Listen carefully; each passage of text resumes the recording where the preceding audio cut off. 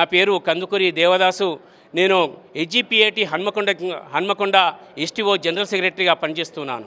రాష్ట్ర వ్యాప్తంగా ఉద్యోగ ఉపాధ్యాయులైనటువంటి వారు ఇప్పటి వరకు 35 మంది చనిపోవడం జరిగింది. ఇది చాలా బాధాకరము. ఈ విధంగా 35 మంది రాష్ట్ర వ్యాప్తంగా చనిపోయినప్పటికీ ముఖ్యమంత్రి మాత్రము ఏమాత్రము కనికరము దయ అనేటువంటిది లేకుండా వారు ఈ యొక్క పెన్షనర్ల పట్ల దుర్మార్గమైనటువంటి ఆలోచన విధానాన్ని కలిగి ఉండి వారు మమ్మలను ఈ విధంగా ఎంతమంది చనిపోయాలని చూస్తున్నారు. తర్వాత వారు ఏమాత్రం మా పట్ల కూడా సానుకూలంగా స్పందించడం లేదు. మాకు రావాల్సినటువంటి బకాయిలు అనేటువంటిది చెల్లించకుండా వారు మమ్మలను ఈ విధంగా బాధ పెట్టడం అనేటువంటిది సరి అయింది కాదు. తర్వాత ఈ విధంగా చేసినట్లయితే మేము వారికి అనేక విధాలుగా పోరాట కార్యక్రమాలు చూపించాము. 24వ తేదీన మేము రాష్ట్ర వ్యాప్తంగా హెచ్జిపిఏటి పక్షాన, పెన్షనర్ల జేఏసీ పక్షాన, తర్వాత బకాయిల సాధన కమిటీ పక్షాన కూడా మేము రాష్ట్ర వ్యాప్తంగా 24వ తేదీన నిరాహార దీక్షలు కూడా చేపట్టబోతున్నాము. అయినప్పటికీ కూడా ప్రభుత్వం లోపల ఏమాత్రం చలనం లేకపోయినట్లయితే మేము ఆమరణ నిరాహార దీక్ష చేయడానికైనా కూడా సిద్ధంగా ఉన్నామని తెలియజేస్తున్నాము. నా పేరు ఏ రాజేంద్రబాబు. పెన్షనర్లకు పెన్షన్ లేకుండా చేసేటువంటి ఒక దుర్మార్గమైన ఆలోచన కేంద్ర ప్రభుత్వం చేస్తూ ఉంది. తర్వాత ఇంకొక దుర్మార్గమైన ఆలోచన రాష్ట్ర ప్రభుత్వం ఏం చేస్తుంది అంటే రిటైర్ అయిన వాళ్ళకు బెనిఫిట్స్ ఇవ్వట్లేదు. ఈ 2 దుర్మార్గమైన కార్యక్రమాలకు వ్యతిరేకంగా మేము దేశవ్యాప్తంగా ఒక ఉద్యమాన్ని ప్రారంభం చేస్తున్నాం. దానికి ఇది మొట్టమొదటి ఉద్యమ వేదిక. ఇది ఈ హన్మకొండ జిల్లా వాళ్ళు నిర్వహించినటువంటి ఈ పెద్ద సభ ఏమిటంటే మార్చి 25, 2025 అంటున్నాడు పార్లమెంటు ఒక బ్లాక్ చట్టం, ఒక నల్ల చట్టాన్ని ఆమోదించింది.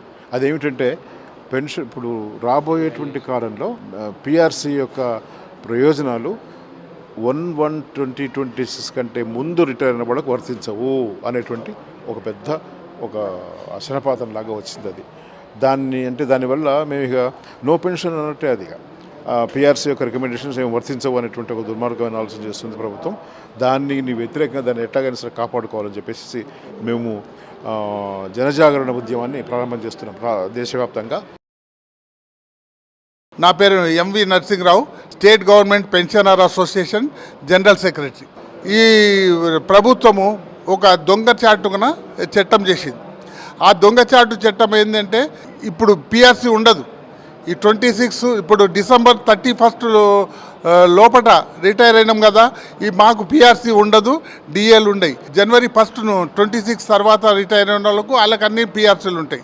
అయితే ఇంకొకటి విషయం ఏమంటే ఈరోజు మార్చి 31లో రిటైర్ అయ్యారు.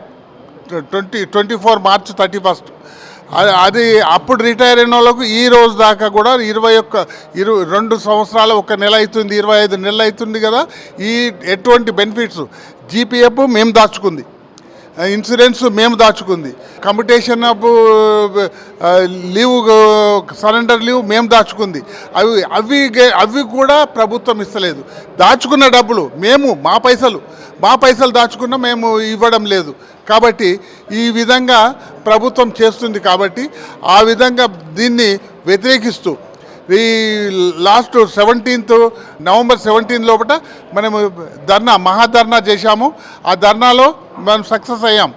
అదేవిధంగా రేపు 14th 24 అన్ని కలెక్టరేట్ల ముందు ధర్నాలు నిరాహార దీక్ష చేస్తున్నాం. కానీ ఈ ఎటువంటి పరిస్థితుల్లో కూడా మేము వీళ్ళను వదలము.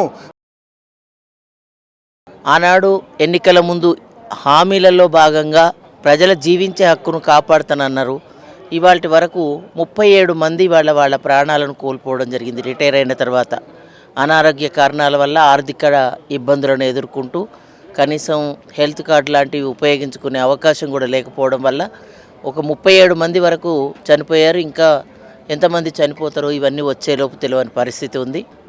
ఈ సమస్యలన్నిటి గురించి ప్రశ్నించినప్పుడు వాళ్ళు రమాదేవి, తెలంగాణ పెన్షనర్స్ అసోసియేషన్ తెలంగాణ, మీరు ఏం చేయగలుగుతారు అన్న ధోరణిలో మాట్లాడుతూ ఉన్నారు. గత ప్రభుత్వాలు కూడా ప్రభుత్వ ఉద్యోగులను, పెన్షనర్లను ధిక్కరించి మాట్లాడినప్పుడు వాళ్లకు ఏం జరిగిందో అనుభవపూర్వకంగా నాడు చంద్రబాబు నాయుడు గవర్నమెంట్కు, నేటి కేసీఆర్కు అనుభవమే.